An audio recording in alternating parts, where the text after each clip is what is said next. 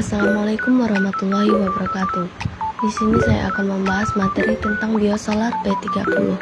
Sebelumnya, ada yang sudah tahu apa itu biosolar P30? Yuk kita kenali lebih dalam lagi apa itu biosolar P30. Oke, kita masuk ke pembahasan pertama, yaitu pengertian biosolar P30. Biosolar B30 adalah program pengadaan energi alternatif bahan bakar solar yang diinisiasi oleh pemerintah.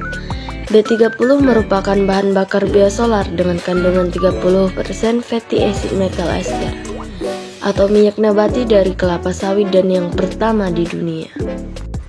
Lanjut pembahasan kedua, yaitu bagaimana biosolar P30 dibuat. Pertama-tama mari kita mulai dengan beberapa informasi dasar. Komposisi biosolar P30 adalah 30% biodiesel dan 70% solar. Biodiesel sendiri adalah bahan bakar yang terbuat dari minyak nabati. Biasanya diperoleh dari tanaman seperti kelapa sawit, jarak, atau biji matahari. Sedangkan solar atau minyak diesel murni adalah bahan bakar fosil yang umum digunakan dalam kendaraan diesel.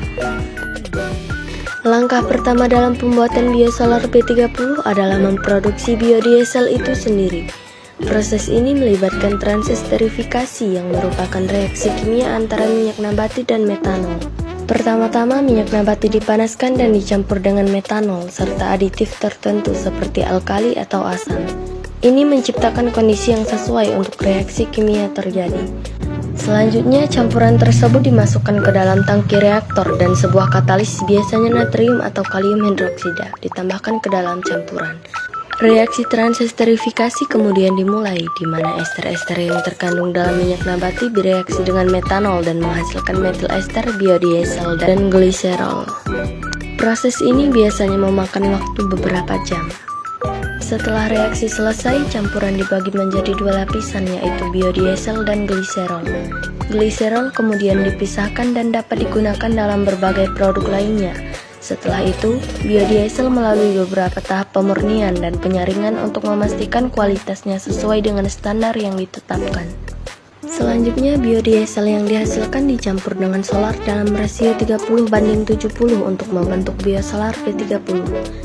Campuran ini kemudian diperoleh melalui proses pengadukan untuk memastikan bahwa biodiesel dan solar tercampur dengan baik. Lanjut pembahasan ketiga, yaitu perbandingan biosolar dan non-biosolar. Perbandingan biosolar dengan non-biosolar terletak pada bahan pembuatannya. Kalau non-biosolar terbuat dari fosil, sedangkan biosolar dibuat dari tumbuhan seperti biji jarak, jarak pagar, buah kemiri, kacang tanah, dan biji pohon randu. Dikarenakan berasal dari bahan yang berbeda, kandungan energi dari kedua bahan bakar tersebut jelas berbeda.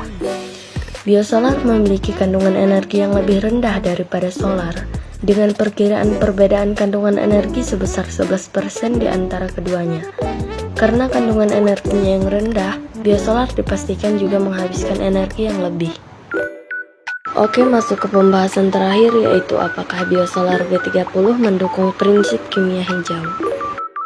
Jawabannya iya, biosolar B30 mendukung prinsip kimia hijau karena biosolar diselenggarakan sebagai wujud dari komitmen pemerintah dalam mengurangi GRK sebesar 29% dan dapat meningkatkan kualitas lingkungan. Baik, selesai sudah pembahasan materi saya pada kali ini. Nah, kesimpulan yang dapat kita ambil dari materi biosolar B30 ini adalah biosolar B30 ini diperkenalkan sebagai alternatif yang lebih ramah lingkungan dan juga dapat mengurangi ketergantungan pada bahan bakar fosil.